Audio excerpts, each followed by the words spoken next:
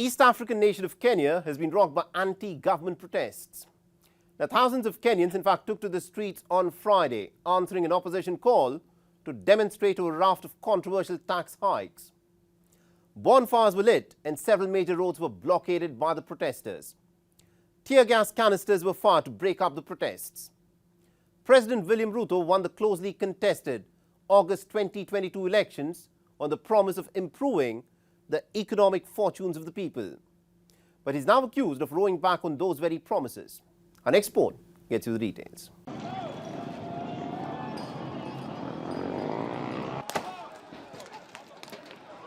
Kenyan police were out in full force on Friday to quell the opposition protests. Whether it was the streets of the capital city Nairobi, the coastal city Mombasa, or the lakeside city of Kisumu. Thousands of protesters poured out onto these streets, chanting, "The struggle is not over." Reportedly, more than 20 protesters were arrested by midday.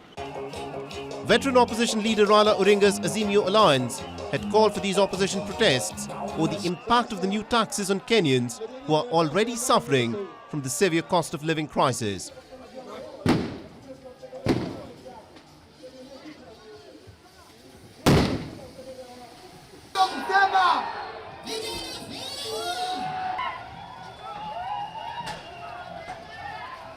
We want William Ruto to lower the cost of living so that every citizen can afford food to eat and educate their children. We do not have anything. We are working hard, but there is no money. He wants to tax the little money we have in our pockets. What will we eat? He is increasing taxes on people who have nothing. If one has money, it is okay to be taxed. We have nothing. Our young men can't even marry. They are unable to feed themselves. They are earning nothing. How will they feed those they marry?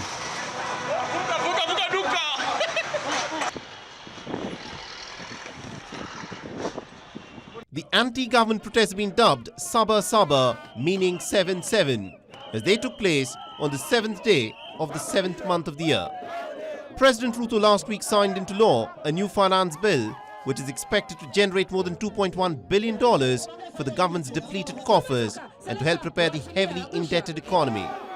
But the Finance Act provides for new taxes and also increases taxes on a range of basic essential commodities such as fuel, food, and also a controversial levy on all tax-paying Kenyans to fund a housing scheme. Opposition leader Raila Odinga, who lost the closely contested presidential election last year to Ruto, has been spearheading these protests. His convoy was fired upon by tear gas by the police after he addressed a mass rally in Nairobi. They want to destroy Azimio. We want to tell them that the strength of Azimio is not the members of parliament. The strength of Azimio is the citizens themselves. Therefore, we are starting the process of taking back the power one step at a time.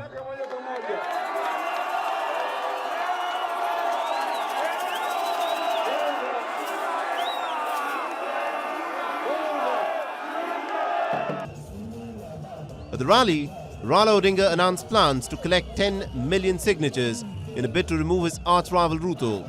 Apart from failing to tackle the soaring cost of living crisis, Odinga has accused Ruto of poaching the opposition lawmakers and attempting to reconstitute the Election Commission.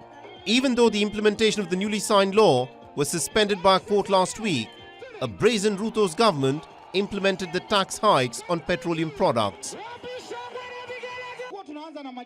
In retaliation, Odinga issued a call for civil disobedience, asking his followers to not pay the new taxes. The ongoing demonstrations have been deemed illegal by the Kenyan police. But for an impoverished electorate that is feeling betrayed, this fight is far from over.